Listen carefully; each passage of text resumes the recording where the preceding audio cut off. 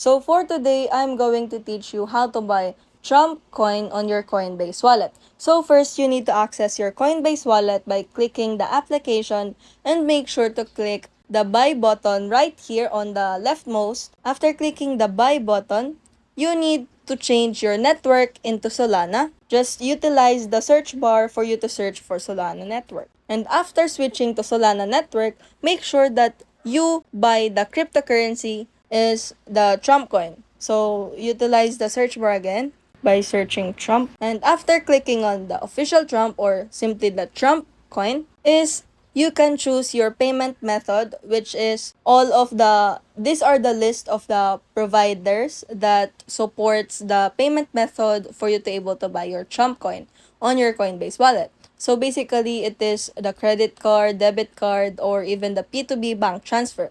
So after choosing your payment method, you can select or you can tender an amount of how much Trump you wanted to buy on your Coinbase wallet. And after that, you just continue to payment and you're now all set.